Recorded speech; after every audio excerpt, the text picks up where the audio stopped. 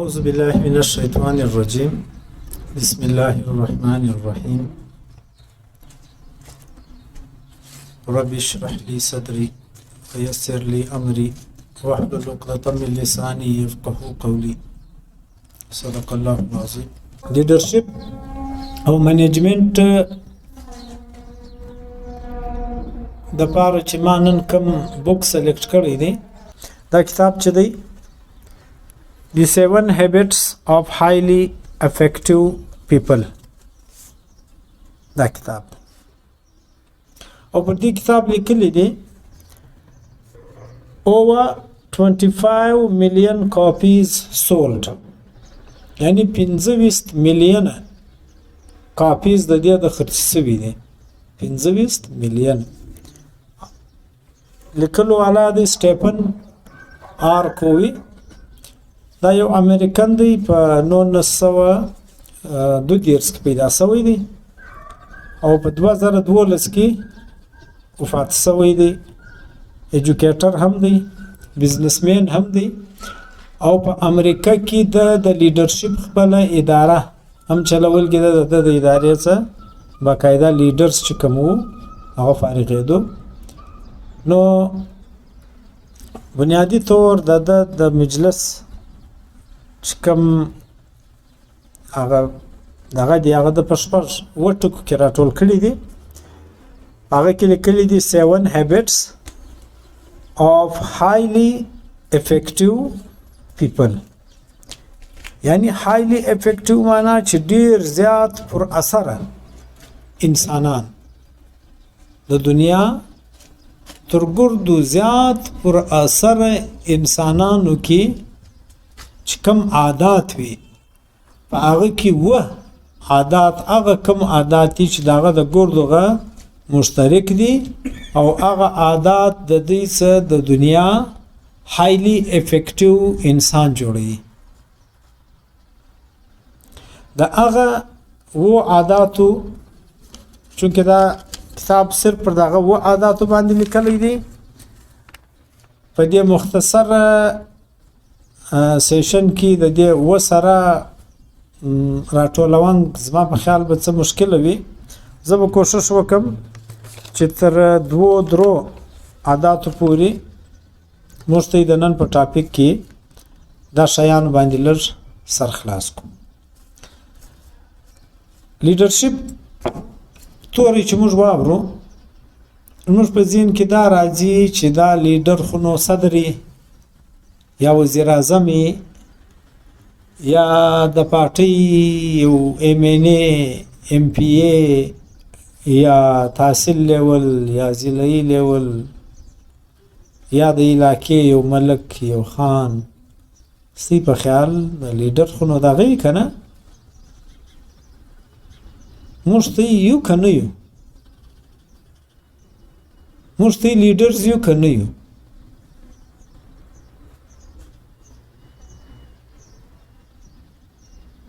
و د دې ځای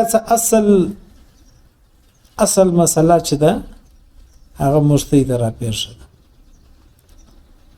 چې مشته دا خیال دی چې مشته چې دی هغه لیډرز نه یو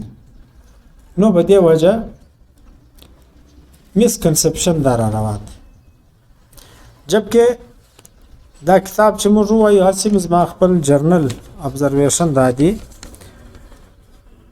چې په دنیا کې هر انسان چې دی هغه لیډر دی هر انسان لیډر دی د لیډر خپل پروسس دی اوس نو هغه انسانان د لیډرشپ څومره زیات تر پروسس ځان باسي د غومري هغه افیکټیو کیږي د غومري هغه پر سکرین راځي د غومري هغه په عوام کې مقبوله کیږي لیډر الله پاک هر انسان پیدا کړی دی د لیډر اول به مشتي د سلر دغه وکړو چې دا هابټس وچشته وای عادت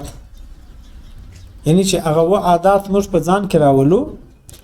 اول واربه مشتي به دې خبر سر خلاص کو چې دغه عادت وچش ته وایي. نو د دې دپاره چې سټیفن کووي د عادت خپل یو دغه جوړ کړی دی. دا زما اول چارټ صاحب دا کته ډسپلی کې هیبټس چې دی کته ورته وګورئ دا شی هم د هیبټس سره دومره تعلق لري لکه دا چې لري او دا شی هم د هیبټس سره تعلق لري. یعنی دا درې شیان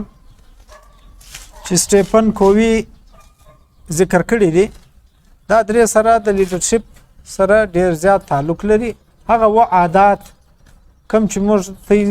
لیډرشپ سکلز پالش کوي پر مخې بیایي هغه عادت د چیرته جوړیږي په هغه کې اول دی نالج علم. یعنی په دې کې وس دا خبره صفاس ولا چې لیډرشپ چې دی هغه د علم بغیر highly effective نس کېدی. highly effective نس کېدی. و یو لیډر به د پلار و د نیکه و د هغه پر بیس باندې ملک هم سي خان بم سي ام پی ای بم سي ام ان ای بم سي را بسي ولاړ بسي خو افیکټیونس به دغه پروګراوند باندې پاتې نسی. ولی چې د سره به د نالج کمی. نو ست خپل سوچ وکړي چې موږ ته د لیډرشپ د لپاره تیاری کوو دا هغه اول سټیج چې شدی نالج دی. نو تی به وڅ چم کوي تی به یواره نالج خپلوي. په نالج کې دوه خبرې دي.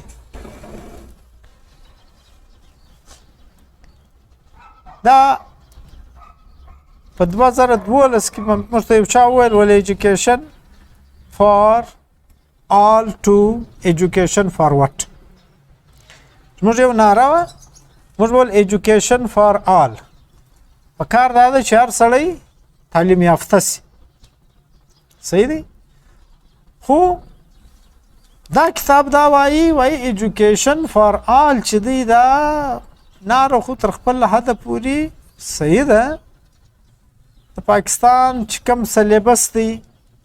کوم نصاب دی د دې مطابق چلوګر د پاکستانیان ایجوکیټډ سو چې سو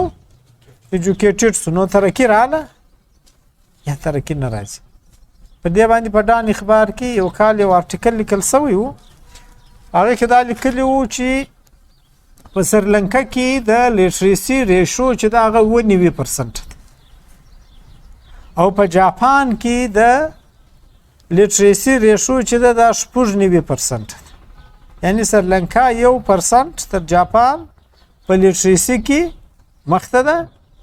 خو سریلانکا چې کوم روایتي سیستم دی د ایجوکیشن پر هغه روانه ده و دا دیګه سره ډیفالټ کسره ډیفالټ او جاپان پر کوم ځای ولاړ دی. مستي خپل د تفصیل ضرورت نشته. ولی جاپان چې دی هغه ایجوکیشن فارورډ ور کړی دی کوم هغه دا ځای ښکارا کړی دی چې بای ز تعلیم څه د پاره ورک زه چې د تعلیم ورکوم نو زه به د په باره کې سوچ کوم چې 10 کاله بعد 12 کاله بعد د کم تعلیم ضرورت دی چې هغه د لپاره ورس په مارکیټ کې ګلوبل ویلیج دی د دنیا ضرورت د خلکو مخته دي هغه به ته مخته دی دا هغه مطابق به ته چې شکې علم کې علم خو ډیر فراخ وس زموږ ته ټاپک چونکه لیډرشپ دی نو موږ ته چې نالج کوو د خپل نصاب سره سره به موږ ته د لیډرشپ اینڈ منیجمنت چې کوم تعلیم دی هغه به کوو. هغه کې به زما تجویز دا دی خلکو ته چې په کار دا ده چې اول ورته د لیډرز اپ بیتیانې وایاست. هر لیډر چې د ځوند کم تر سوی دي غټ غټ لیډرز هغه خپل کتابونه لیکلي دي هغه کې بیا دا خبرو ذکر کړی دي چې بای کوم مشکلات ما ته را پیښ وو زه څنګه ولاړم څنګه رالم څنګه د ما څخه لیډر جوړ شو. د دوه لیډرز مثال زه ته درکوم. یو باچا خان خان عبدالغفار خان د ابیتی مانن راخص کده د دې زموږ تی پر مخ دوه اقتباسات وایو اس خدا ګرد ډېر اهم کتاب دی چې موږ ته وایو په دې باندې سر خلاص کو په دې څه دوه اقتباسات راخو او یو اقتباس د اډلف هټلر د ابیتی څخه کوم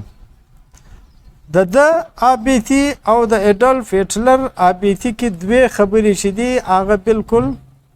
سره یو رنګ دي باچا خان په دې کتاب کې لیکي صفحه نمبر بیا زه دروښیم د انګريزانو چې اول ورتل ترالو نو د انګريزانو په پوج کې چې په یو سړی سپایي ولګېدی انګريزان په پوج کې دا هغه به یو چرچا پرته و چې د پلانې زوی د انګريز په پوج کې سپایي برتیس نو هغه کور به ډیر خوشاله وو چې وایي زموږ د انګريزانو په حکومت کې د غونی لاس پیدا کړي ازمر د کور سړی چې دی ال د خلکو ګوټونو ورپاله شول سپی ورمنځل نو چې یو سړی به سپایي ولګېدی خو به عزت نو کړی و نو باچا خان چې دی باچا خان ډایرکټ د انګريزانو په پوج کې کیپټن لګېدلی دی ډایرکټ دې کتاب کې د لیکلي دی د کیپټن لګېدلی دی د انګريز په پوج کې د پلارم خان ورور په انګلند کې نو دی لیکي وای موږ داس په لین کې اتر موږ چې غټ افسر واغه ودرولو هغه چې ودرولو و دا لیډر چې دی دا یو لمحه راولیاړ سي د تاسو لیډر جوړ کی یو لمحه نو دی وای تر موږ چې کوم غټ افسر و دی وای زه ډیر غټ ډیر جګ او ډیر ښایسته ځوان زما ډیر یونیک پرسنالټي و دی چونکې هغه په تصویرانو کې کتئ وګورئ تر عام انسانانو دی ډیر غټ دی ډیر جګ دی نو بیا د ځواني وله دی وای هغه افسر چې پر راسم سو یو وارې دا یو افسر بې عزته کړي زه په لین کې ولاړ یم په کست بیا دا دویم افسر لرالی هغه ته ښکنځا پسې وکړي خو انګریز دی زموږ غټ افسر ول د مقصد دا و زه سوکه په پیدم چې ته ماته وژه سمه کړي کوه چونکې زه کیپټن ولګېدم اوس د اول وار راولاړېدی زه مقصد خو زه یم خدای اوس پر ترتیب را روان دی چې ماته راورسي ماته هم ښکنځا شروع کوي پوچ راته وایي لکه د پوچ کوم تربیت هغه مې کوي نو ده ول زه ولاړ وم ول کوم ټیم چې د انګریز افسر تر ما راورسېدی چې د ما سره خبرې شروع کولې ما ورته چپ سه ما ورته وویل چپ سه ول ولې څه وایې ما تا چې دغه سره د خلکو بې عزتي را شروع کړې ده مقصد دې دا دی چې ما بې عزته کوې لهذا زه تا ته دا اجازت نه درکوم چې ته ما بې عزته کوې زما څه نوکري پاته ما نوکري در پاته ده زه نه کوم زه هغه نوکري نه کوم چې په هغه کې زما عزت نه وي نو که چیرې باچا خان دا بې عزتي برداشت کړي وای بس دی به نو په انګریز فوج کې به نو څو ترقي سوګي وای په انګریز په فوج کې به وایي د دوی پر ترتیب به یو روان وایه بیا به یو ټیم کې انګریزان تللي وای دی به د هغې پاته سوی وای نو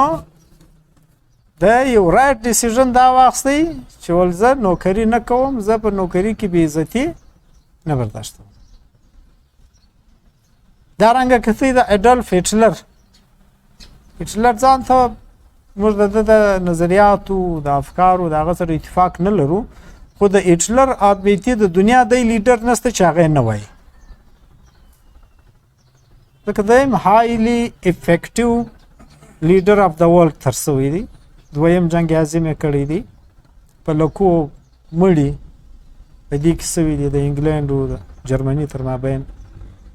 اډلف هټلر پلار شو انسپکټر د په ابیتي کې لیکلي دي نو اډلف هټلر په خپل بیتي کې لیکي ما اوس راخص کې نه د کنیا صفحه نمبر مې ته درش کړی کړی وای دا وای چې زما د پلار دا خواهش و چې زه په فوج کې برتۍ سم زه په فوج کې برتۍ سم ما ورته ویل چې زه نوکري نه کوم ده ویل یا خامخا بیا کوې پر دې باندې زما پلار د ما څه خوابدی سو خو که چیرې ما زما د پلار خبره منلګې وای زه په نوکري کې برتۍ سوی وای زه به بس پر یو کوچني رینک افسر باندې په فوج کې ریټایر سوی وای خو زما څه به لیډر یا هټلر نه وای جوړ سوی نو لهذا زه په سکول کې وایم دلته هم دا خبره کوم هر هغه ځوان چې هغه غواړي چې هایلی افیکټیو لیډر جوړ سي د دې وطن هغه به نوکري نه کوي زموږ ته د نالج سرکل چې شي نوکري که چیرې موږ د نوکرۍ په جال کې ځان بند کړي نو بیا موږ سوشل یا پولیټیکل لیډرز نسو جوړېدای موږ پر ځان پوخ سټمپ ولګوي چې بس ستا دا دروازې مکمله بند دي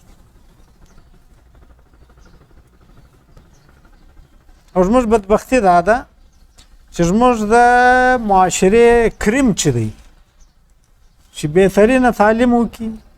بهترینه سبق ووایي بهترینه خواري وکاږي هغه چیرې ولاړ سي نوکرۍ له ولاړ سي په نوکري کې دی د یو انتهایي ډف اینډل ایم این ای ایم پی ای په خوله باندې چې هغه څه ورته وایي دی به هغه کوي که هغه نه وي بیا د پوسټینګ نشته بیا به دی او ایس ډي بیا به دی یو ځای په کونج کې ناست کسې بیا څوک پزه نه ده او که زموږ ایجوکیشن د دې دپاره دی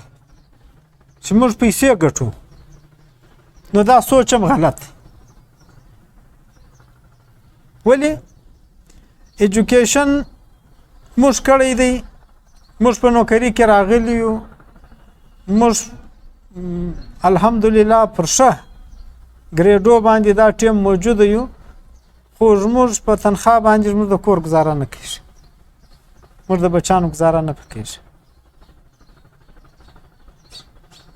تر موږ یو هغه سړی په د اپشن بازار کې چې د پټاټو ریړۍ یې ده د آمو ریړۍ یې ده یو کوچنی دوکان یې دی هغه تر موږ ډېرې پیسې ګټي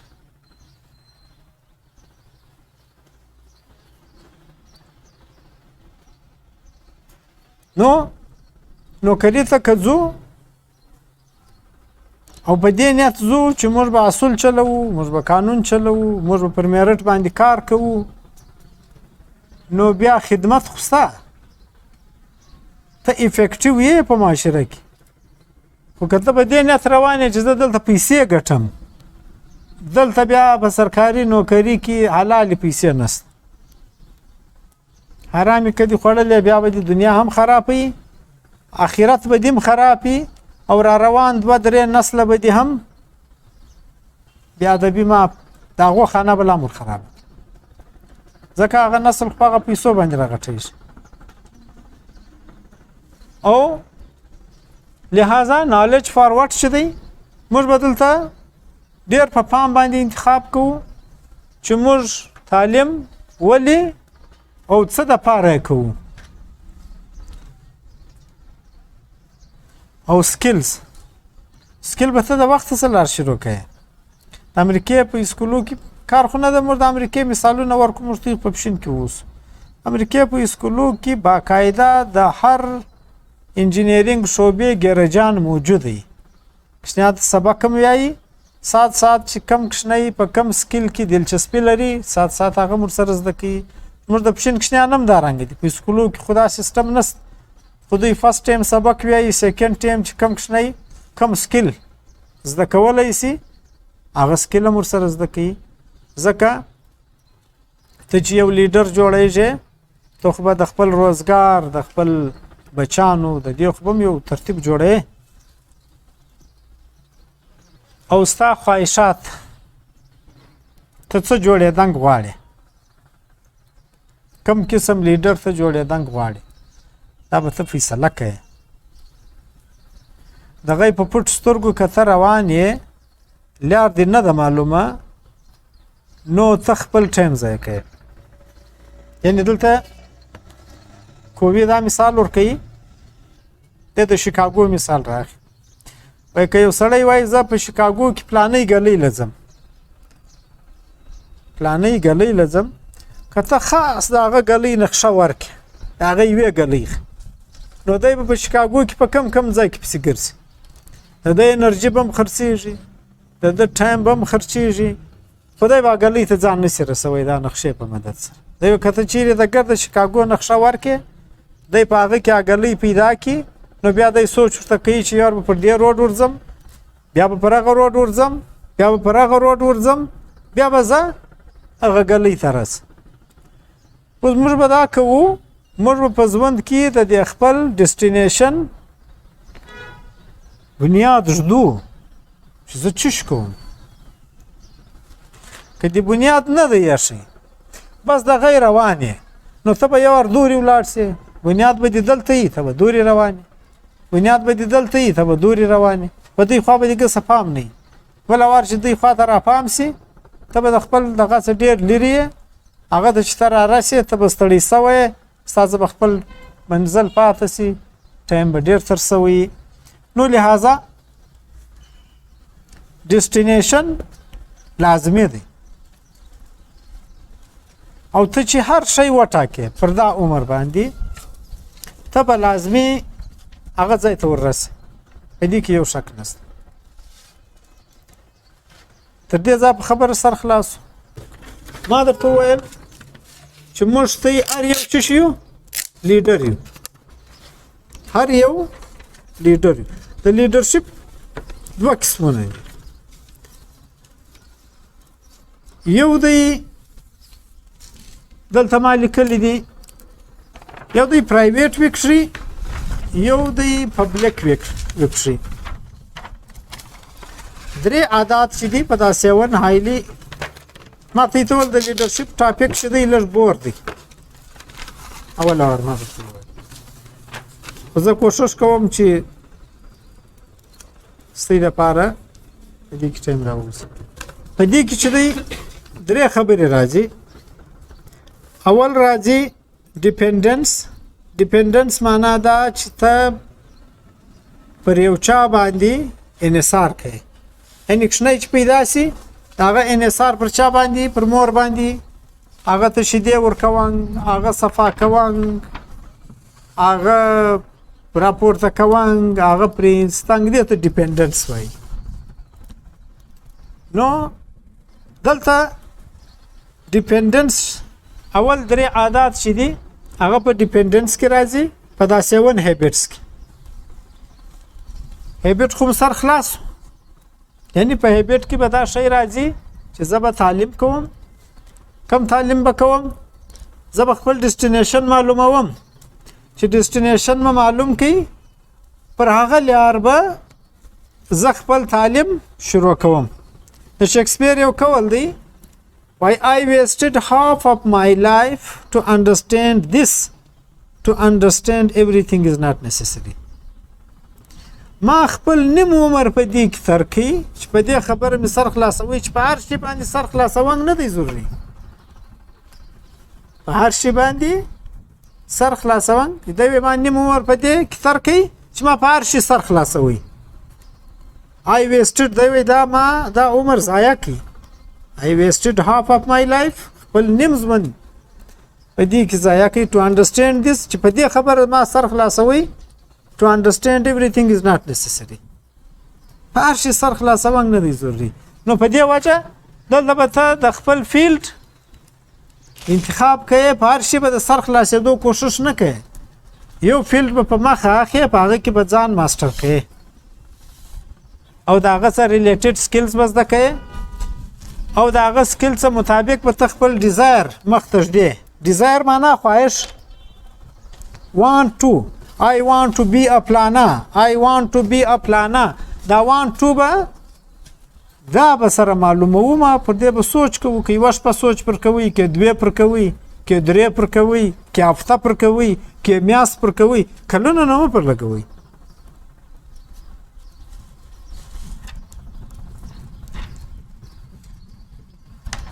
امر چې به ایز ا ټیچر ولګېدو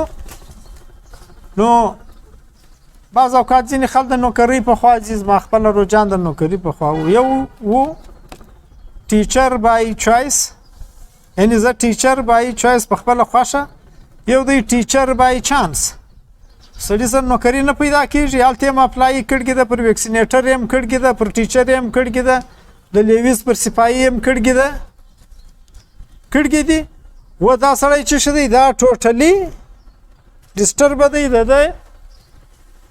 یو سوچ یو ویژن یو سیستم یې نه دی معلوم بس اپلایانې دي شروع دي بس بای چانس بیا په یو شي کې ولګېږي دی د هغه شي دپاره فټ نه وي بیا چې ولګېږي بیا وایي دا د لیویس د خونو نه ده نوکري او دا ټیچینګ خونو دی د اراده د پرنسپل هم نیت پر بد دي د ده پر ځان نیت بد دي د سټوډنټ پر ده نیت بد دي د ده پر سټوډنټ نیت بد دي ولې د خو ټیچر بای چانس لګېدلی د ده خو دا شعبه که څه پسندیده وینه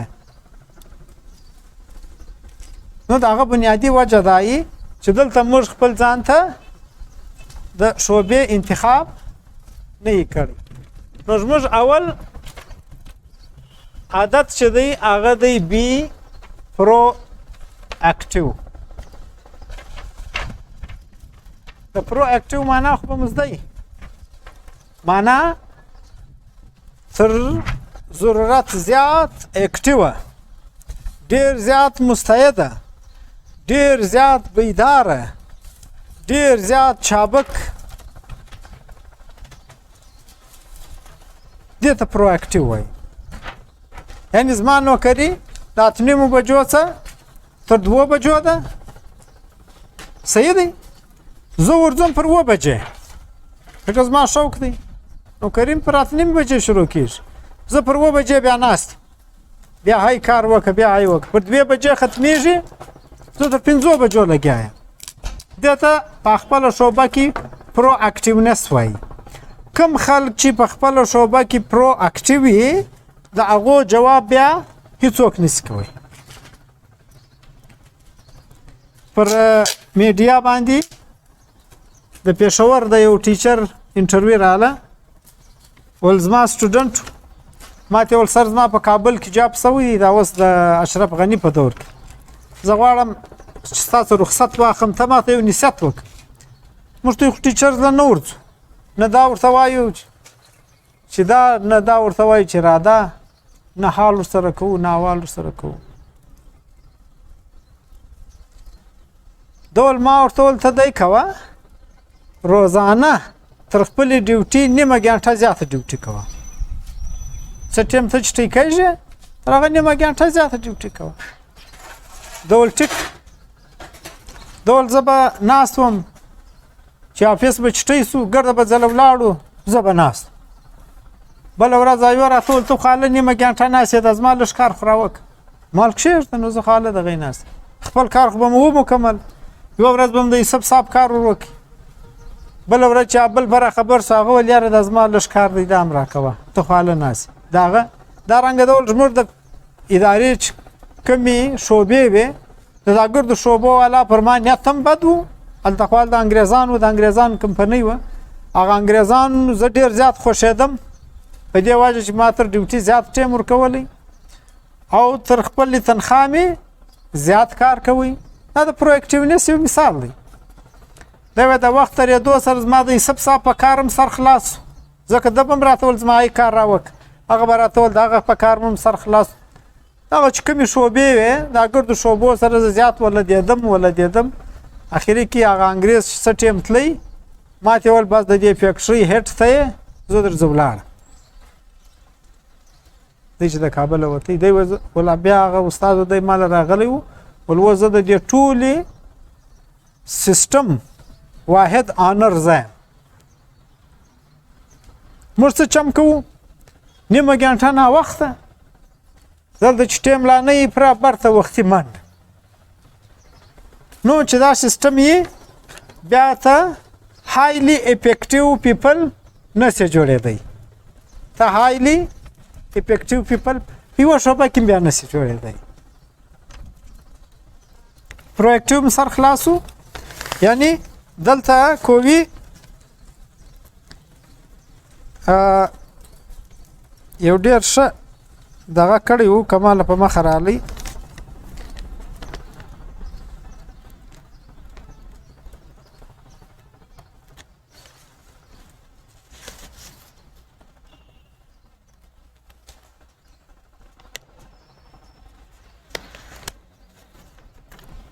د لیکلي دي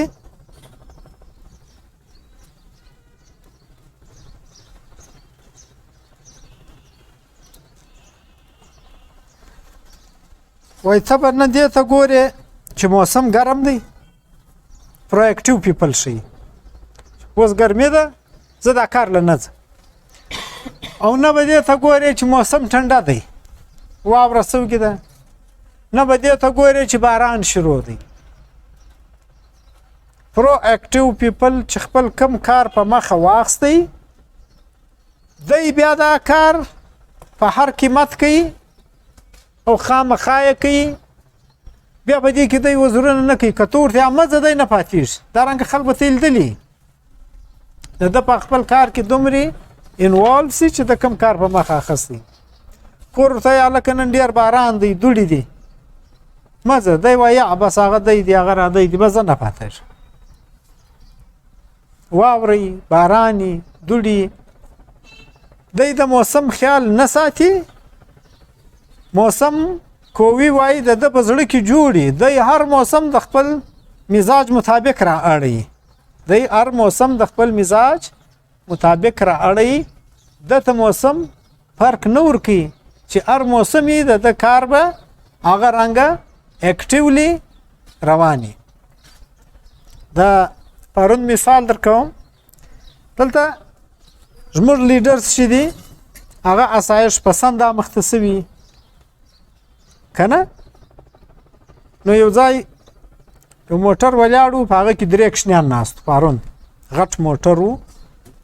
جنازه والا ما چې ورته وکتو زه تر موټر تېرېدم په دې مې ورته پام سو موټر سټارټ ولاړ شیشې پسې بندې وې حالانکې پرون هم دارنګه موسم و ډېره دغه نه وه ګرمي نه وه خو موټر سټارټ ولاړ و زما سر په خلاص و چې د کشنیانو ته اې سي لګېږي اوس والد محترم خو د ده سره ډېر ښه کار کوي چې بای زما د کشنیانو ګرمي نه سي وه اې سي یې په ګاډۍ کې ورته سټارټ کړې ده خو اوورآل دا د دوی پر تربیت باندې په دې نیګیټیو اثر اچوي چې سبا پر ده باندې موسم افیکټ کېږي د پر کشنیانو باندې بیا دی په ګرم موسم کې کار نشي کوی بیا دی په ټنډه موسم کې کار نشي کولی نو دی به بیا څه شي کېږي دا بې ځایه لاټ پیار دا بې ځایه اسایش چې ته کشنیانو ته ورکړې ته کار څو موړې بیا د ده څه هایلی افیکټیو کس نه جوړېږي نو لحاظه د کشنیانو په تربیت کې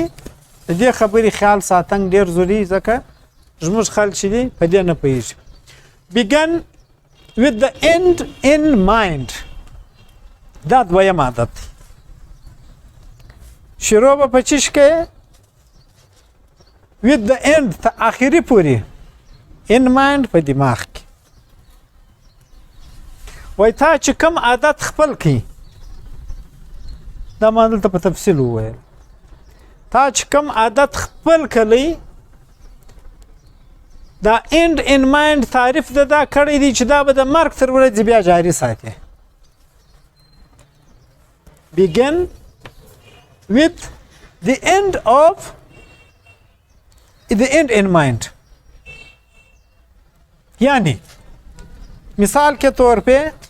ما دا فیصله کړې د نن څه 25 کاله د مخ چې زه به روزانه خامخا د یو انسان په کار ورځم دا فیصله ما کړې دا ما بیګن کړی د څه شغه چې زه به روزانه د یو چا یو کار ورکوم که کوچنی کار و که غټ کار و بس زه به ورکوم دا ما فیصله کړې ده اوس دا زما عادت جوړ شوی دی او دا عادت په اوس تر ما تر څه ټیمه د ما سره رواني دا عادت په وای ته تر مرګه پورې د ځان سره ساتي نو بیا د دې څه یو ذخیره جوړیږي اوس محمد نبی صاحب مثال موږ راواخو د هم بیګن کړی دی په دې کړی دی چې زه کتاب عام کوم زه لایبرریانې جوړوم نو اوس دغه بیګن چې د کړی دی دا روزانه د سر روان دی دی دا کار کوي او دی دا کار نه پرېږدي او تاسو سوچ وکړئ چې دی دا کار تر مرګه پورې کوي الله دې د عمر زیات کړي برکت کې واچوي نو دی به څوک one of the highly effective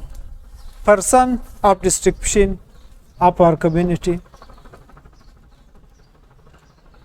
یعنی دا ډېر ټکنیکل خبرې دي تی به یو فیصله کوئ د ننه څه چې باید زه د ننه څه دا یو کار یا په دا شوبه کې یا په دا شوبه کې یا په دا شوبه کې دا به زه روزانه کوم هغه کېدای شي 1 منټ غواړي ته په 1 منټ کې د یو چا په ښه ورتلی سي یو کار ورکوی سي او چې ته دا نیت وکړې چې باید زه د انسانانو په ښه ورځم الله پاک تا ته مواقع هم درکوي الله پاک تا ته هغه ریسورسز هم په لاس درکوي الله پاک ته ډېرې موقع درکوي زه به یو کوچنی مثال درکړم خالي په یونین کونسل بوستان کې دا ټیم چې زما کم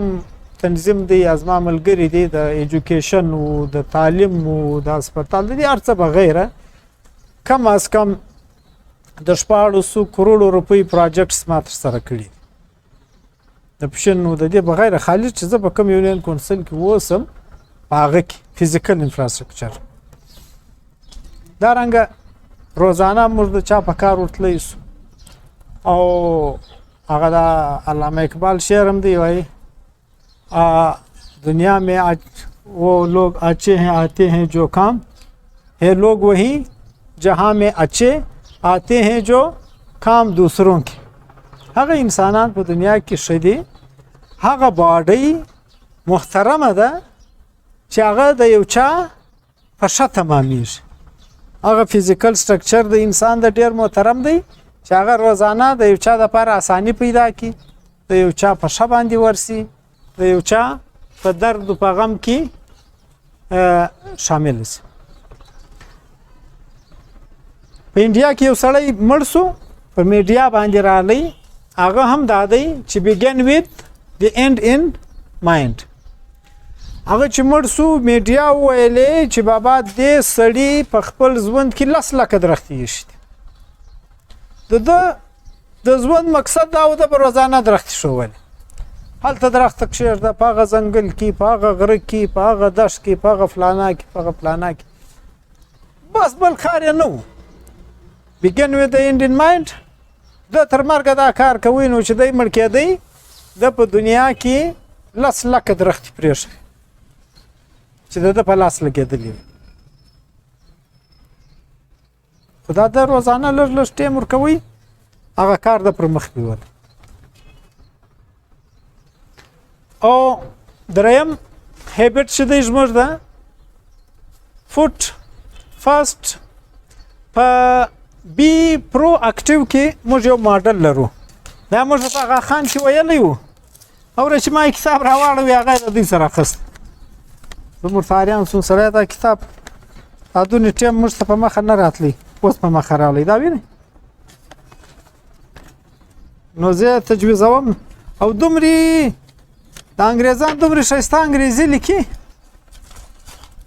چې د پاکستاني اتر کتاب ووایه چې په انګریزي یې لیکلی موږ ولکه سر په خلاصېږي دومرې سخت الفاظ یې کې استعمال کړي دی ځان ښکاره کوي چې زما نو دی ښه انګریزي زده ده نو دا سخت وکیبلریانې ورته سي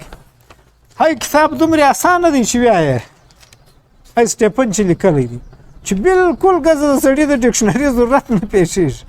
دومرې په اسانه انګریزي کې لیکلی دی او د انګریزي د لیکلو ماهرین وایي تر ګردو ښه انګریزي نویس هغه دی چې هغه انګریزي لیکلو کې اسانه ورز انتخاب وکړي سخت الفاظو انتخاب نه کوي نو خبره خو د ویکټري روانه ده خبره د پرو اکټیونس څخه روانه ده پرو اکټیونس مثالونه ما درکړي په سمجھ کې رالو اوس د پرو اکټیونس دوه ماډل دي یو دی سرکل اف انفلوئنس بیا یې اثر رسوخ چی ته وایي اثر رسوخ ته وایي یو ورته وایي سرکل آف کنسرن. کنسرن معنا پریشانی، تحفظات. صحیح دی؟ اوس په سرکل آف کنسرنز کې څه راځي؟ مثال کے طور پہ زموږ په ګلۍ کې ډرینکینګ واټر نشته.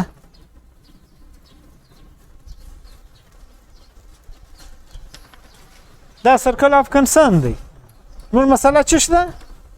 اوبه نشته، د څښلو صفا اوبه نشته. یا بله زموږ مسله دا ده چې ښه ایجوکیشن نشته.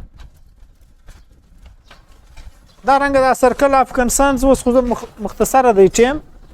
دا باندې که زه اوس ستاسو سره واخلم چې زموږ سرکل آف کنسرنز څه شته. مثال ته یو بل شی راوښوئ. هاسپیټلز، ښه هاسپیټلز نشته. سټریټ لایټس دا څه شي دي؟ سرکل آف کنسرنز دی. ډرینیج سیستم دی، دا سرکل آف کنسرن دی. زموږ دارنګه ډېر شیان موږ په ټولنه کې سرکل آف کنسرنز دې ته ویل کېږي چې زموږ ته کومې مسلې دي، د کومو مسلو د وجې څخه موږ په تکلیف کې یو، هغه ته وایي سرکل آف کنسرنز. دویم دی سرکل آف انفلوئنس. اوس په دې مسله حل کولو کې ته تر کوم حده پورې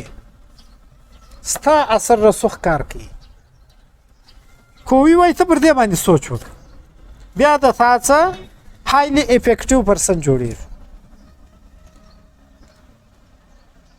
فرض که نالۍ خیرنې ده، نالۍ ستی د ګلۍ نالۍ چې ده د هغه صفایي نه کېږي. دا یو سرکل آف کنسرن دی. و سرکل آف انفلوئنس څه شته؟ سرکل آف انفلوئنس دا دی ته دا کولی سې چې په 400 روپۍ باندې یوه بیلچه واخلې. ریړۍ خو الریډي کور ته موجوده ده. ستا انفلوئنس دا دی چې ته 10 فوټه نالۍ خپله ذمهواري وګڼه چې بای بس دومرې قدر زما په وس کېږي، دا 10 فوټه نالۍ زه صفا کوم او هره هفته یې صفا کوم، بس دا زما سرکل آف انفلوئنس دی. که چیرې موږ پر خپل سرکل آف انفلوئنس باندې کار وکړو، زموږ 80% مسلې موږ ته په خپله ختمولی شو. خو بدبختانه پر سرکل آف انفلوئنس باندې موږ ته خلکو ته ټریننګ نه دی ورکړی، موږ ته خلکو ته شعور نه دی ورکړی. زه یو ډېره ښایسته او مشهوره واقعه په دې حواله ستاسو سره شریکوم. زما یو ملګری په انجیو کې کار کوي. اول ځل لسبیلې له ولاړم. په لسبیله کې یو ګرلز سکول و، د هغه ډېر تعداد و. نو زه چې ورغلم هغه هیډ ماسټر ته ما ویل زه په اداره کې کار کوم، غواړم چې په سکول کې څه کار وکړم. ته به زه څه شی وکړم؟ ول دا ډېره وخښمېدم. ول زما په سکول کې دا پغلې نجونې دي، پغلې ټیچرې دي، دا چې ستاسو د مخه آیا د واشروم ضرورت یې سي. موږ په سکول کې واشرومان بند دي، اوبه نه ورځي، هغه فول ډک دي. اوس دا نجونې ډېرې سختې پریشانه یي، که د باندې وځي بازار دی، دننه د واشرومان بند دي، ځای نشته. دا زموږ ډېره سخته مسله ده. دا د دوی څه شی و؟ سرکل آف سرکل آف کنسرن. ډول ما ورته بیا ول ما ډیپټي کمشنر ته لیټر لیکلی دی، بیا پسې ورغلګي یم، هغه دا کار نه دی راکړی. بیا مې ډیو ته درخواست ورکړی دی، ډیو ته مې ویلي دي، 2 واره ورغلګي یم چې بابا دا غټه مسله ده، دا رحل کړه. ډیو یم نه رحل کوي، بس ګرده کولونه را سره وکړي، بیا ولاړ سه. ډول ما ورته میډم ته راولاړ سه، بیا راولاړ سه. ما ورته دا لیټرشنان ما ته راښکاره کړه، دی راښکاره ما وکړ، لیټرشنان ختم، ډک، خراب. مارتل میډم مسله څه شته؟ دی ویلې دا اوبه ولې نه ورځي؟ اوبه ستا په سکول کې؟ دی ول اوس ستا مال ولې نه ورځي؟ ول پایپ یې مات. مال کوم ځای کې پایپ مات؟ دی ول په دا ځای کې مات. ول ما زما ډرایور ته د موټر چابۍ ورکړې، مال ته ورسه یو 2 فوټه پایپ راواخه 3 انچ. دې ته مالته په یو نږدې کور څخه یو کلنګو بیلچه را پیدا کړه ول دې نجونې واستوي د یو کور څخه کلنګو بیلچه راوړه ازما ډرایور 2 فوټه پیپ راوړي هغه سلیشن ملیشن ورسره راوړي ول ما ډرایور لګیا کودای مې وک کودای چې مې وکړه هغه پیپ ملڅ کی هغه 2 فوټه جوړ مې ورولګوي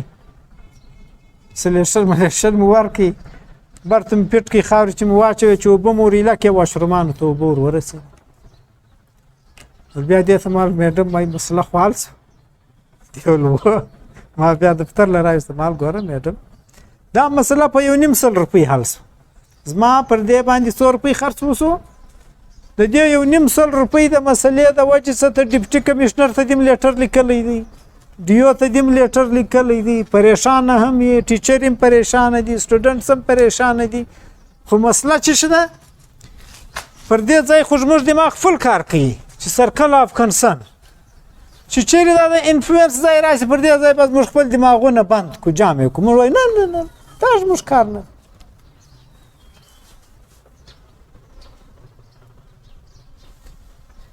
نو معاشره ټولنه هغه ټیم جوړېږي چې موږ به خپل سرکل اف انفلوئنس اکټیو کوو هغه پاره شو بکی بای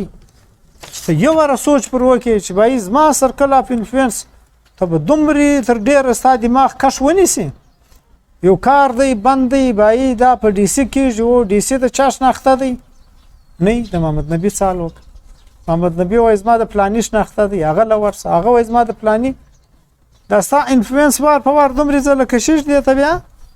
لینکیجز ډیولپمنٹ وای د انجو په ځابه نو دا ته خپل سرکل اف انفلوئنس په استعمال کې را شروع کې دغه را شروع کې نو په خلکو بندېږي ستاسو د خلکو سره سوشل کنټیکټ جوړیږي د عوامي مفاد په ذریعہ ځکه ستاسو ذاتی پاغه کې شي نه تر شاته ش زړور غایږي ستاسو لینکیجز ډیولپمنٹ کیږي د تاسو ورځ په ورځ یو افیکټیو لیډر جوړیږي د ګلی لیډر هم جوړیږي د معاشري لیډر هم جوړیږي ته ورځ په ورځ ستاسو کم افیکټیونس دی هغه ځل زیاتېږي هغه ځل ډیرېږي نن یو د کوټي پرنسپل راغلی په ملمنو کې ما ته ولا څونه ډیر کتابونه دي د شیری اخیستي دي ما لا خو موږ لایبرری د کم ځای اخ مال موږ خو هر کار لا ولته زما هم د لایبرری ولا په ما و پیژنه ما ته هم کتابونه راوړي نو پرو اکټیو فوکس چي دی پرو اکټیو فوکس څه کوي پوزټیو انرژي مثبت انرژي چي ده enlarge the circle of influence ستا مثبت انرژي چې ده دا ستا circle of influence څه پکې پراخوي ستا اثر رسوخ چې ته پر دې کار شروع کې دا ورځ په ورځ زیاتېږي باید دا پریکټیکل شیان دي موږ دې لپاره نه یو ولر موږ کله ته یو لیډر هم جوړ شي دا د ګردي علاقې بس او ریاکټیو فوکس چې ته ریاکشن کوي ریاکشن چې کوي موږ په ګلې ولې خیرانه ده موږ بجلی ولې نه راغلګي زموږ هسپتال ولې خراب دی نو شکایات جګړې پر فیسبوک باندې شکایات د هر شي په باره کې دا چې شي دی د ریاکټیو فوکس وای پروئیکټیو فوکس هغه دی چې ته د مسلې په حل پسې ولاړ شې لکه هغه د انجو افسر چې ولاړ په یو نیم سله مسله حل ریاکټیو فوکس بیا چې شي دی هغه دی چې ډي سي ته درخواست چې لیټرنان خراب ډیو ته درخواست لیټرنان خراب ناری بغاری دې ته وای ریاکټیو فوکس نو ریاکټیو فوکس څه دی کا پوزټیو پروئیکټیو ریاکټیو فوکس بیا چې کوي نیگیټیو انرژي ریډیوس د سرکل اف انفلوئنس ریډیوس کمایي چې کمایي سرکل اف انفلوئنس ځکه ته چې د مسائل په باره کې بار بار ناری بغاری وایې نو یو ورځ ستاسو یو خوابدی کېږي ته ریډیوس به بل ورځ بل درځه خوابدی کېږي بل ورځ بل درځه خوابدی کېږي ورځ په ورځ دا ستا تعلقات ستا پوزټیو اپروچ په هغه کې څه راځي کمی راځي او ته د خلکو ورځ په ورځ ناپسندیده شخصیت د جوړېدو په خوا روانېږي زموږ لیډرشپ ولې د عوام نه دی خوښ؟ موږ سیاسي لیډرشپ ته ښیو. هغو ریاکټیو نیګیټیو انرژیز په مخ اخیستي دي.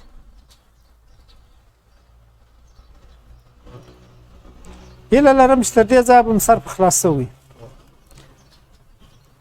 نو تر دې ځایه پورې چې پوټ فرست تینګ فرست ته به لیست جوړوې. 10 مسلې تا ته در پیښ دي. په 10 مسلو کې به بیا ته په دې کې چڼ کوې چې زه پر اول نمبر کومه مسله کښېږدم، زه پر دویم نمبر کومه مسله کښېږدم، زه پر دریم نمبر کومه مسله کښېږدم. دې ته وایي پوټ فرست تینګ فرست. که ته چیرې ضروري مسله شاته کړې، پر غیر ضروري مسلو باندې ته خپله انرژي صرف کړې، ته هایلی افیکټیو انسان نشې جوړېدای، ستا ټایم ضایع کېږي. اوس که موږ ته 5 مسلې راپېښې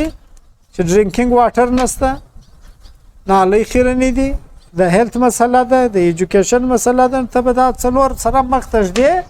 په دې کې به بیا ته چڼ کوې چې اوس په دې کې تر ګردو ضروري کومه مسله ده چې یو وار هغه حل سي، زه پر هغه کار شروع کړم، بیا دا دویمه پسې شروع کړم. زموږ کور ته زنانې همیشه دوی به پام پر کړی، دوی ډېرې مصروفه وي، خو عموما دوی پوټ فرست تینګ فرست نه وي. چې کوم ضروري کار وي هغه یې پرېږدي، دا به بل شي کې لګوي.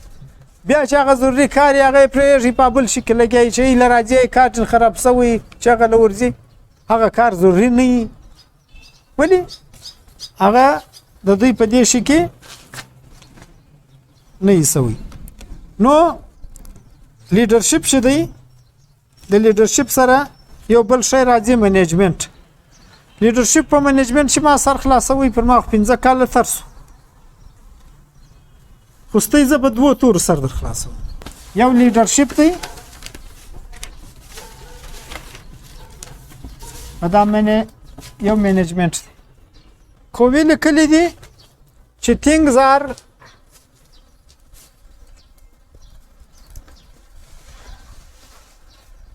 created twice. شیان 2 واره په وجود کې راځي. نمبر 1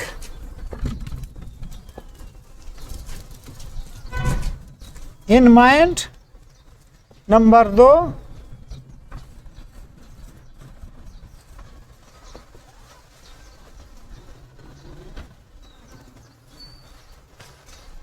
in physical shape. فرض کړه مثال د کور ورکړي، چې ته سوچ وایې چې زه کور جوړ کړم، ته سوچ وایې چې زه کور جوړ کړم، دا یو ورسا په دماغ کې رالو. دا څه شی دی؟ په دماغ کې رالی شی، په دماغ کې یو شی کریټ شو. کوم شیان چې په دماغ کې کریټ کېږي، کوم شیان چې په دماغ کې کریټ کېږي، دې ته لیډرشپ وایي. د لیډر تر ګردو بنیادي او اهم شی د تینکینګ سکیل، و هغه ته په بله ژبه کې موږ ویژن وایو. ویژن خو به مې اورېدلی، موږ وایي پلانی لیډر ډېر څه شی دی؟ ویژنري دی. هغه ویژنري څه شي؟ چې کوم سړي تینکینګ سکیل چې دی هغه څومره مضبوطه وي، څومره کلیر وي، څومره ویویډ وي، دا تر ګردو کامیابه لیډر دی. نو شیان په 2 واره کریټیږي، یو وار په دماغ کې، دویم په فزیکل شیپ کې. تا سوچ وکړئ چې زه کور جوړوم، دا لیډرشپ سو. او چې څه ټیم دی پر کور باندې کار شروع کړي فزیکل شیپ کې، دا منیجمنټ دی. خښته به له کوم ځای راوړم، سیمنټ به له کوم ځای راوړم، مستري به چیرې راولم، ټکټر به چیرې کرایه کوم، څو خرچه به کوي، څه ترا به کوي، څنګه به جوړوم. دا ګرد شیان په چش کې راځي، دا په منیجمنټ کې راځي. د لیډر تعریف دی doing the right thing.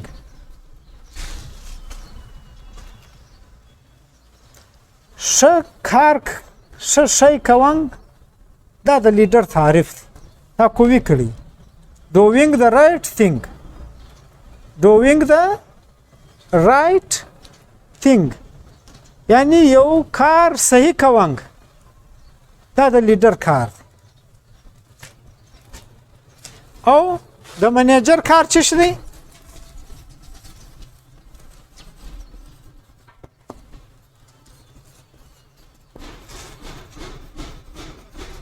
doing the things right شیان صحیح ترتیبونک دا د منیجر کار شیان صحیح تا چې کوم پلان په ذهن کې دی د هغه پلان دپاره شیان صحیح ترتیبونک دا د منیجر کار دی د لیډر کار څه دی صحیح شی په سوچ کې راوستنګ یو صفا پیغام ورکوونک اوس کچيري یو لیډر فاینانشلی کرپټ وي لکه زموږ په ملک کې کرپشن ډیر زیات نو د هغه لیډر تعریف په بیا څه راسي د فاینانشلی کرپټ سو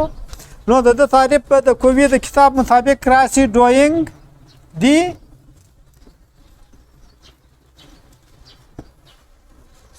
wrong thing غلطه کوي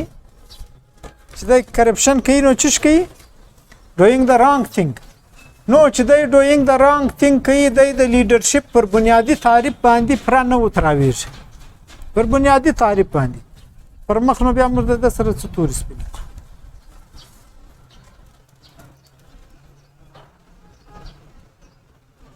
وري زما شاګردان ته وایم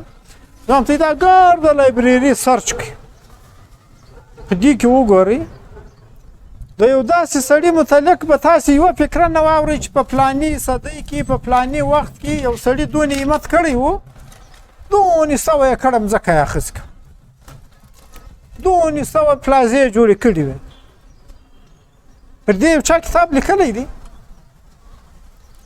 چې په 18مه صدۍ کې یو سرمایهداره تر سو هغه دونه ډېرې روپۍ وګټلې یا په 19مه صدۍ کې یو سړی تر سو هغه دونه عربه روپۍ وګټې بیا مړ سو یو چا کتاب پر ولیکي چې دونه همت یې کړی هرنګه ته دا ګرځي لایبرریان د انساني 8000 کاله تاریخ چې موږ ته وایو په دې کې د خلکو غیبت خو سوی دی تعریف یې تر نه چا نه دی نو لہذا ژوند پر دې باندې ضایع کوونک چې زه پلازې جوړې کړم زه روپۍ کوړه کړم زه پلانه وکړم دا یو ډېر بېکاره بې مقصده بې معنا انرژي ده چې خلک یې ضایع کوي او د دې دپاره خپل افیکټیونیس هم بایلي د پیسې جمع کولو دپاره خپل افیکټیونیس بایلي د لیډرشپ بنیادي تعریف په اوله ورځ بیا خراب لیډر پکار ده د اصولو پابند سړی وي ریاکټیو په پرویکټیو خو سر خلاص کووي په خپل کتاب کې دا لیکلی دي چې ریاکټیو خلک څه وایي there is nothing هلته یو شی هم نشته I can't do دا زه نسم کوی دا نالۍ زه نسم صفا کوی هسپتال په ما نه سمیږي دا سیستم په ما نه سمیږي وروره دا په موږ نه سمیږي ته څه لپاره پر دې ګایږي دا خبرې خو موږ ته په روزانه مجلسو کې کوو دا چې شی دا ریاکټیو لینګویج دی let's look to our alternatives راسي چې موږ ته وګورو د دې مسلې یو الټرنیټیو حل باندې سوچ وکړو څه طرح موږ کولی سو چې دا مسله موږ حل کو that's just the way I am he makes me so mad دی خو د ما څه لونی جوړ کړی دی they won't allow that دا شی اجازت خلک نه راکوي دا ډېر کامن لینګویج دی چې موږ ته یې استعمالوو I have to do ما ته پکار ده چې زه دا وکړم I cannot I must اوس پرویکټیو لینګویج څه وایي I can choose زه د دې انتخاب کوی a different approach زه یو مختلفه طریقه ایجادولی سم چې دغه مسله دغه مختلف ټکی چې دی دا په لیډرشپ کې تر ګردو زیات اهمیت لري چې انسانان دا غواړي چې باید دا مسله په دې طریقه حل کړي چې ته بالکل دا د ذهنه سکیپ ته سوچ پر وکړه چې باید یو بلې خوا څخه موږ د دې مسلې سره راوګرځو بیا دغه د بلې خوا سره ورسره راګرځېدنګ دا د لیډرشپ سکیل وایي دې ته ویژنري سکیل وایي هغه د خلکو سر نه خلاصېږي بلبین ټیم رولز دی بلبین یو ډېر غټ ماهر تعلیم دی دی وایي هر ټیم چې موږ یو سیستم یو پراجکټ یو شی جوړوو نو په هغه کې اول فارمینګ کېږي چې فارمینګ وسو یعنی موږ یو ایډیا جوړه کړه چې باید د نالۍ صفایي به شروع کوو دارنګه به شروع کوو دا چې موږ جوړه کړه زموږ په ایډیا خلک نه دي خبر نو سټارمینګ جوړ سي سټارم طوفان ته وایي یو وایي دا نه کېږي لکه دلته چې لیکلي دي بل وایي بابا سوال نشي پیدا کېدای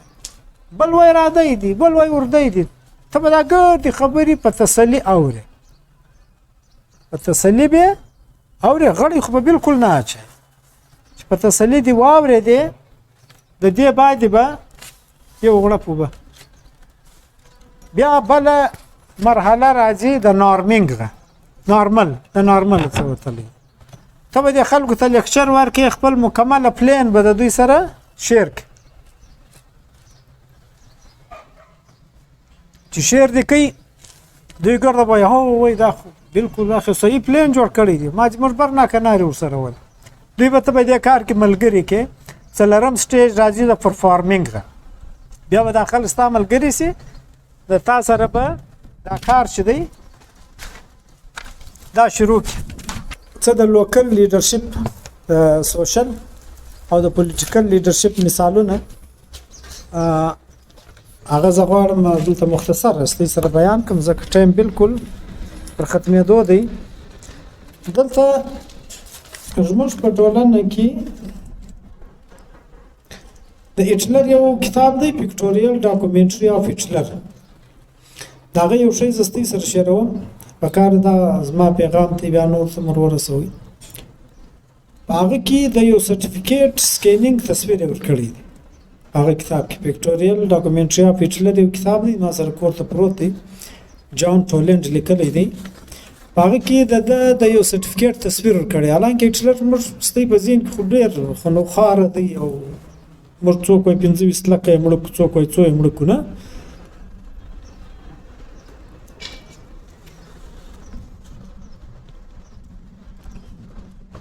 دته یو سرټیفیکیټ ورکول شوی دی نو سموکینګ نو ډرینکینګ سرټیفیکیټ او دا کتاب لیکل هم د انګلند والا دی د انګلند والا خو د خلاف خو دا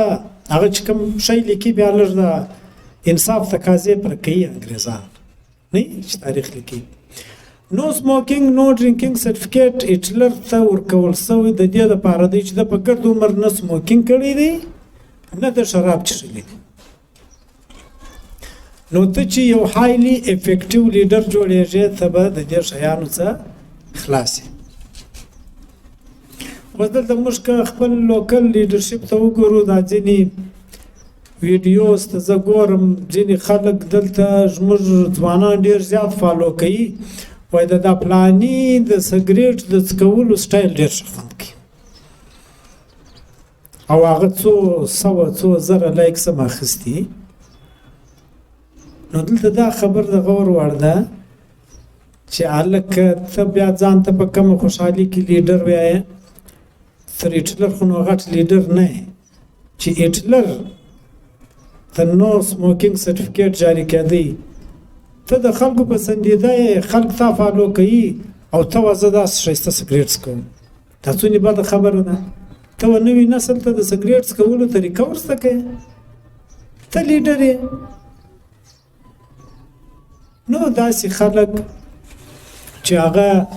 د لیډرشپ اینډ منیجمنت په تعریف کې رانګ راځي لکه ما چې رانګ درته ولیکي هغه د انډیا یو فلنګ دی وایي رانګ نمبر نو چې کوم رانګ نمبرز دی هغه په کار دی چې زموږ تعلیم یافته معاشره چې ده هغه ریجکټ کړي. دویم موږ ورته ګورو چې زموږ په بیهیویر کې ډېره غټه مسله را روانه ده. یعنی د یارو څه که ته را روان سي تر پښه نه پورې، که ته شاوخوا ځله وګورې پر زرو نه په لکو د پلاسټک تیلیانې کچرې د هره طرحه د لسو پلاسټک تیلیانو څخه ډکه ده. دې پام کړی دی ځکه موږ ته یې د باندې نه یو وتلي، موږ ته یې نور ملکونه نه دي لیدلي. کم از کم په نیټ کې سبقانو کې په دې کې موږ ته دا شی سرچولی سو. دا اوس زه تللی وم د ګوادر پخوا موږ روان وو، زه او دوه ملګري وو فروری کې. نو یو سړی وو یو نجلۍ وه پر سایکل روان ول. زه خپله د سایکل ډېر شوقي یم. دوی ته ما هلته ودروي، موټر ورته ودرو. اما چې موټر ورته ودرو یا دوی دوم سایکلان ودرول سر راشیوه سو، پوښتنه سره وسوه. سړی چې و د فرانس، نجلۍ جرمنۍ وه. ول موږ اوس واده سره کړی دی، نو بس پر سایکل را روان یو، ځو تر چټاګانګه پورې.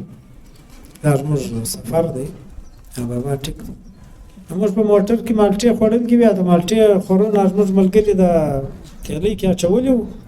نو موږ چې دله راشبه کېدو یو غټه سارا وه، نه په هاخوا کې پر 100 کیلومتر کور وو، نه هاخوا ته پر 100 کیلومتر کور وو. دوی هم روان وو، موږ هم کې روان وو. نو زما ملګري یې تیلۍ راواخیسته،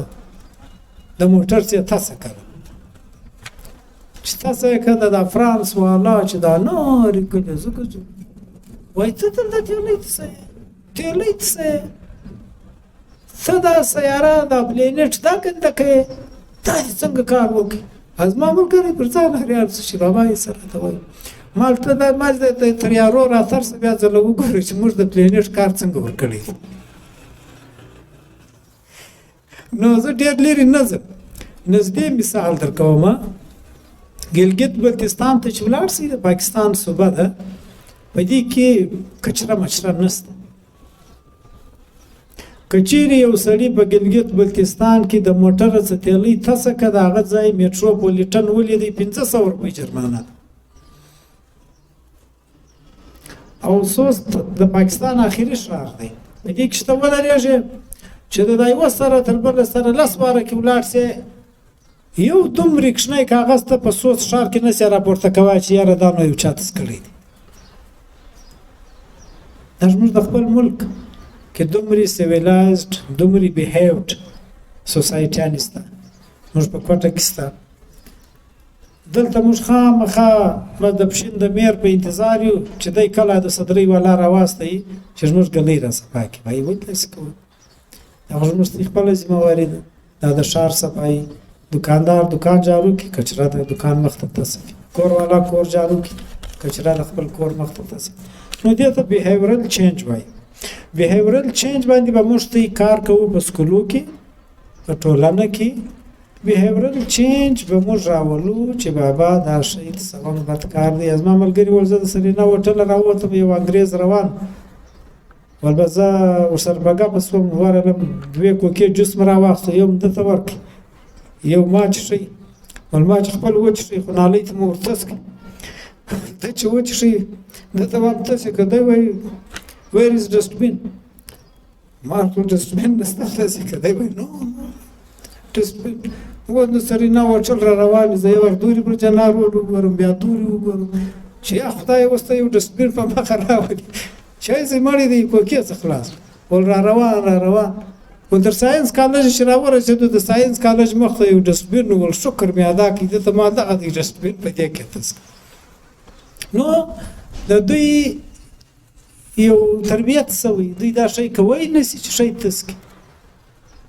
موږ په سکول کې اول زما سکول دی، زه د هره ورځ کوچنیانو ته وایم زویه په عادي چټۍ به نن شیان نه تسوي، نن به کولې وایي وه. بیا چې عادي چټۍ وسي چې ما وایي سب صاحب راووځو چې ګورو یې کم از کم 300-400 تیلۍ بیا یاران تسې کړي. نو زه ټیچران ته په دې خوا مه وایي بیهیورل چینج چې راځي کم از کم 3 کاله، زیاده سے زیاده 6 کاله غواړي. خو په دې باندې کار کوم چې دی هغه ضروري دی. یو راځي اخیری خبره درته کوم بس مجلس ختموم. د لوکل مثالونه ما درکوله وو. زموږ ته یو ګیله ده د وراثتي لیډرشپ هغه وراثت د عمران خان د پارټۍ والا پر دې ډېر ګایېږي. کېدای شي موږ ته هم دا نه وي خوښه چې وایي د یو سړي پلار لیډر و چې پلار یې مړ شو بیا دی سلو، یعنې هغه پاټیانې جمهوریت چې دی هغه یې په وراثت کې بدل کړی دی. نو دا ولې کېږي او وراثتي سیاستدان ولې کامیاب وي؟ د دې بنیادي وجه چې ده دا د لیډرشپ په ژبه کې موږ یو ټکی استعمالوو شیرډ ویژن. یو ویژن ویژن الله پاک هر چاته نه ورکوي. د ویژن بنیادي تعریف دا دی، دا زده کوي درې توري کې. هسې خو ویژن ډېر غټه فلسفه ده. په درو تورو کې زه درښایم. picture of the future. picture of the future یعنی د مستقبل تصویر لیدو ته ویژن وایي چې مستقبل کې څه کېږي. خان شهید عبدالصمد خان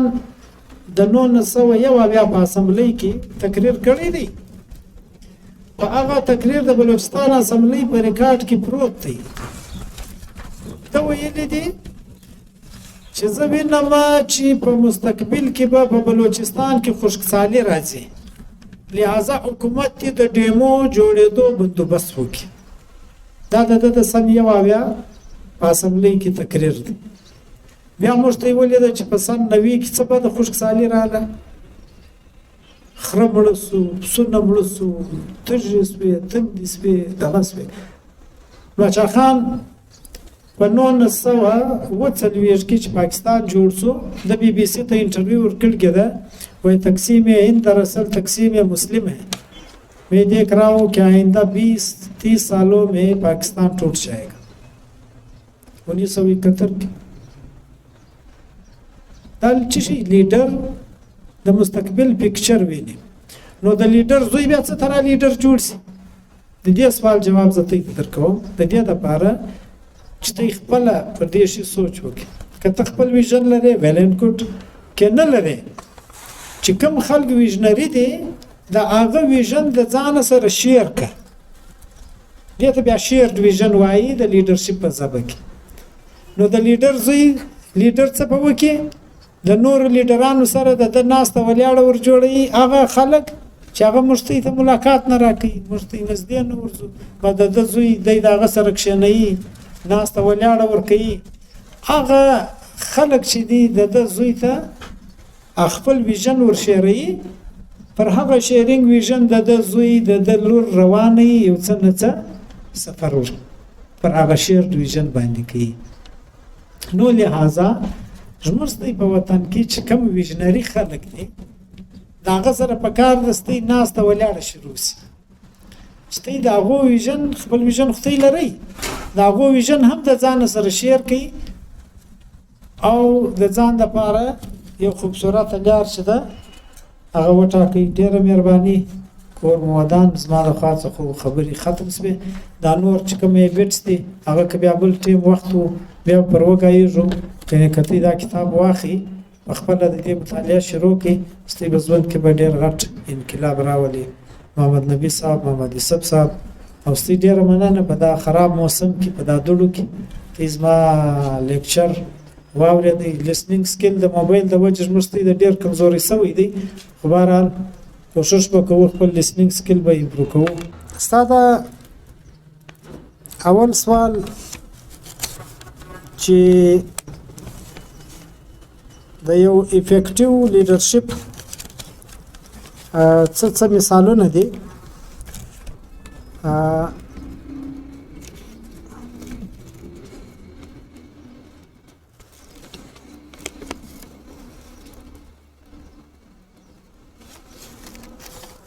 دا سټیفن کووی د کتاب څه به زه تاته ووایم. یو خو زما خپل پرسنل دغه دی، تر هغه زه بهتره بولم چې دی وایي پرسنل میشن سټیټمنټ. پرسنل یعنی چې هغه کوم کوالټیز په لیډرشپ سکیل دی په هغه کې راځي. دی وایي succeed at home first، پر کور باندې اوله واره کامیابي حاصله کړه. seek and merit divine help. never compromise with honesty. never compromise with honesty. لکه ما چې درته وویل پر honesty به compromise نه کوي، پر honesty به compromise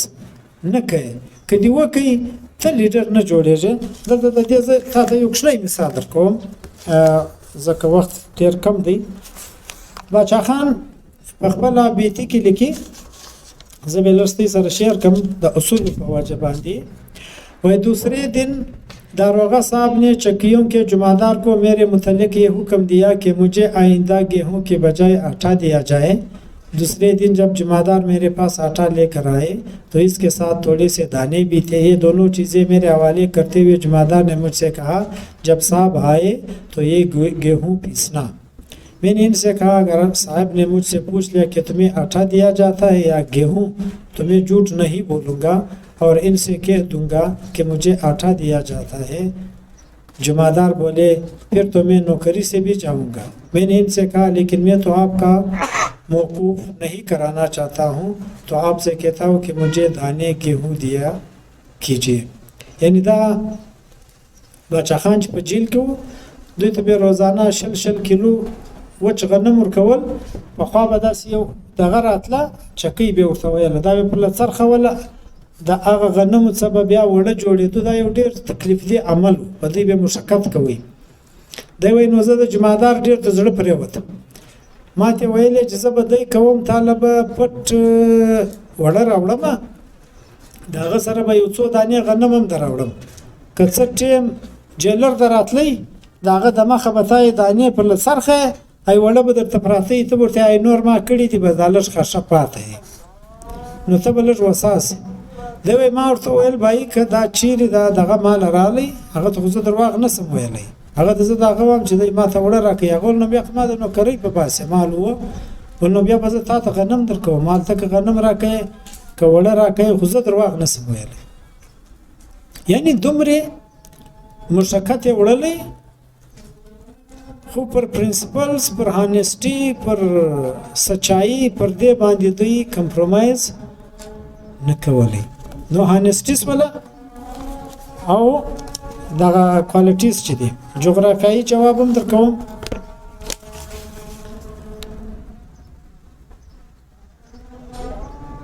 وای defend those who are absent. د هغه خلکو دفاع کوه چې هغه غیر حاضر وي. be sincere yet decisive. sincere به هم یې خو فیصله کن به هم یې.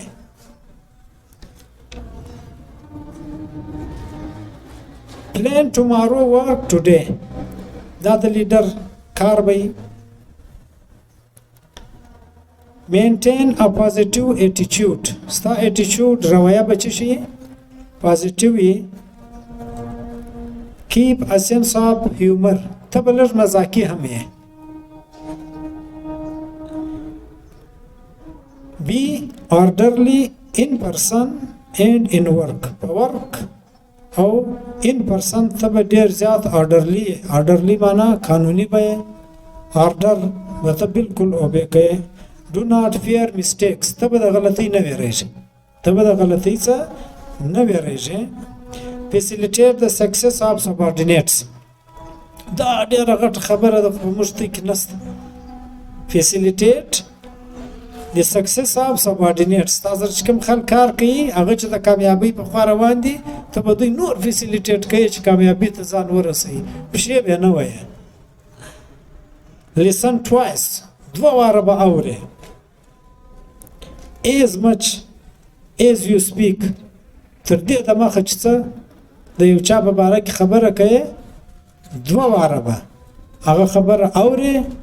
بیا به د هغه په باره کې خبره کوي. دویم جغرافیایي طور زه د شیرشاه سوري مثال به درکړم. صدقه شیرشاه سوري په 15مه صدۍ کې کله رویتاس د جوړه کړې ده، اوس هم په د لاهور څخه پر یو څه فاصله باندې میرپور آزاد کشمیر ته چې داخليږي دا د قلعه رویتاس دا شیرشاه سوري جوړ کړی کده مغول ته شکست ورکړي مغول دی په هغه ټیم کې لکه امریکا د باچي چې و د شیرشاه سوري غ د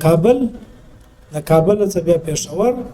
د پېښور څخه بیا پر لاهور مغول و د لاهور څخه پر سایت کې د کشمیر خوا د په باچي کې بیا دلی سیسرام تر چټاګانګ پورې د باچي او دا ما په ګوګل باندې ناپ کړی دی د کابل څخه تر چټاګانګ پورې روډم جوړ کړی دی په 15مه صدۍ کې او هغه روډ چې ما اوس په ګوګل ماپ کې 4000 کیلومتر او د چې کوم روډ جوړ کړی دی د کشمیر والا وسم شیرشاه سوري روډ ورته وایي او چې دا څه جديدي نقشې پراله نو جغرافیایي تور هم چې پتا کې د لیډرشپ کوالټیز ته پار چا ځان منلای سي او دا روډ او دا باچي دا ګرده دا د پڅو کال کې ستا په خیال جوړ کړی نه د سر 15 کال باچي کړی موږ غواړو امې ته ټیم نه ملا بس 4 سال के बाद امین کې بای په څلور کال په 15 کال کې شیرشاه سوري له کابل تر چټاګانګ پورې روډ جوړ کړی دی چې نه ایکسپیټر وو نه ډمپر وو نه ماشینانو دوی اوس به موږ 3 साल में 4 साल में हमें वक्त नहीं मिला हमें फलाना नहीं मिला वगैरह वगैरह